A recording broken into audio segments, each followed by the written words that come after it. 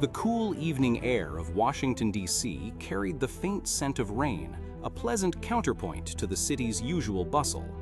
Jennifer Walters, in her impressive emerald form as She-Hulk, had just concluded a rather mundane but necessary task, gently rerouting a runaway autonomous delivery drone.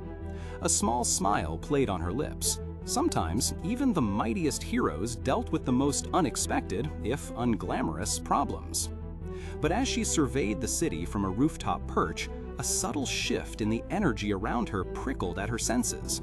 It wasn't the usual street noise or the distant wail of a siren. This was a premonition, a tightening in the atmosphere that spoke of intent. Before she could fully process the feeling, a sudden, blinding flash erupted from behind, followed by a concussive wave. She-Hulk reacted instantly, twisting to absorb the initial impact, her massive green frame barely registering the force that would have flattened a lesser being. Even before the smoke cleared, she recognized the distinct hum of advanced technology and the synchronized movement of figures emerging from the haze. It was the Winter Guard, Russia's premier team of superpowered operatives.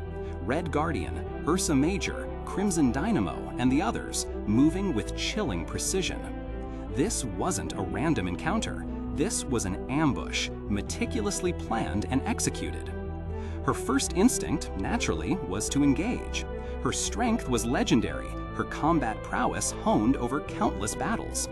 She could feel the power surging through her, ready to meet their challenge head-on. But then something clicked. Their movements, while aggressive, felt constrained. Their attacks were designed to subdue, not to incapacitate permanently. There was an efficiency to their tactics that suggested a specific objective, not just a brawl.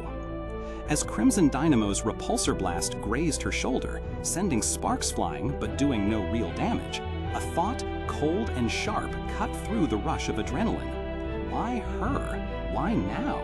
And if they were so intent on capturing her, what information did they hope to gain? Or, more intriguing, what information might she gain by letting them? It was a dangerous gambit, a high-stakes gamble with her own freedom. To intentionally allow herself to be taken, to feign a struggle just convincing enough to satisfy her captors, yet maintain a clear head to observe, analyze, and absorb every detail. It went against every fiber of her being, every instinct honed by years of protecting others.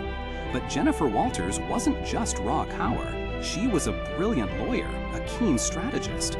She knew that sometimes the most direct path wasn't the smartest. The real battle wasn't always fought with fists. So, with a calculated shift in her defensive posture, she began to lose ground. Her powerful blows, once precise and debilitating, became slightly less focused, her dodges a fraction too slow. She allowed a precisely aimed energy net to ensnare her, letting the electric current surge through her body, gritting her teeth against the discomfort and playing the part of the overwhelmed hero. The Winter Guard, believing they had finally succeeded, moved in to secure their prize. The journey to wherever they were taking her was swift and silent. She-Hulk, bound and contained within a reinforced transport vehicle, kept her senses sharp. Every vibration, every change in direction, every snippet of whispered Russian from her guards was meticulously catalogued. She noted the advanced shielding, the specialized restraints, the clear effort put into containing someone of her power. This operation was significant, far beyond a simple abduction. Her initial confinement was in a sterile, heavily guarded cell. The air was thick with tension, not just from her presence, but from the urgency that seemed to permeate the entire facility. Interrogators came and went, probing for information about American strategic interests, about the Avengers, about her own knowledge of various international events. She, in turn, offered carefully crafted, vague responses, frustrating them while giving away nothing of true value. Her mind, however, was a sponge, soaking up everything. It was during a shift change, a moment of relaxed chatter among the guards, that the first true piece of the puzzle emerged. A hushed conversation about Phase 2 and the Deep Sea Initiative. Then a casual reference to securing the access points in the Barents. Barents, sea, Atlantis. the pieces began to coalesce. Later, she observed through a cleverly disguised vent a flurry of activity in a control room. Projections on screens, maps with unusual coordinates highlighted. She heard words like Nautilus, subterranean resources, and the chilling phrase, strategic dominance of the deep. But the most damning evidence came from a carelessly discarded data pad left near her cell's force field by a harried technician. A quick mental scan of its contents, before it was retrieved, revealed detailed schematics of specialized submersible vehicles, alongside tactical assessments that explicitly mentioned securing resource-rich zones within Atlantic territory. The connection was undeniable. Russia was planning a significant incursion into Atlantis, likely exploiting a perceived moment of vulnerability.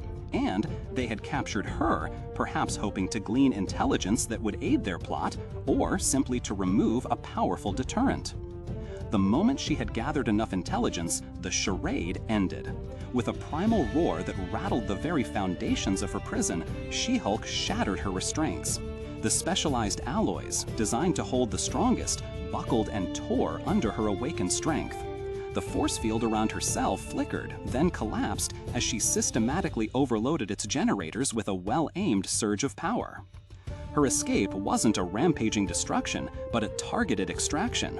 She moved through the facility with focused intent, avoiding unnecessary confrontation, but dealing decisively with any guard foolish enough to stand in her way.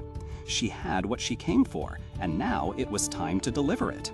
She located the command center, not to destroy it, but to download critical data logs and confirm her observations, adding irrefutable proof to her story. Emerging from the heavily fortified Russian base, leaving a trail of stunned and incapacitated Winter Guard operatives, She-Hulk immediately contacted her allies. The intel she provided was invaluable. It detailed not only Russia's ambitious and aggressive plans for Atlantis, but also highlighted the intricate network of resources and personnel involved. Her willingness to put herself in harm's way, to gamble her freedom, had paid off immeasurably. The intel allowed for swift, decisive, and strategic countermeasures, preventing a full-scale international incident and potentially a war between surface nations and Atlantis.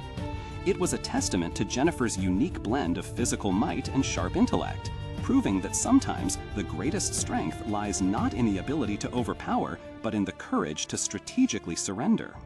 Her gambit to allow herself to be captured transformed a potential defeat into a crucial intelligence victory, safeguarding international peace and highlighting her extraordinary dedication to uncovering threats no matter the personal cost.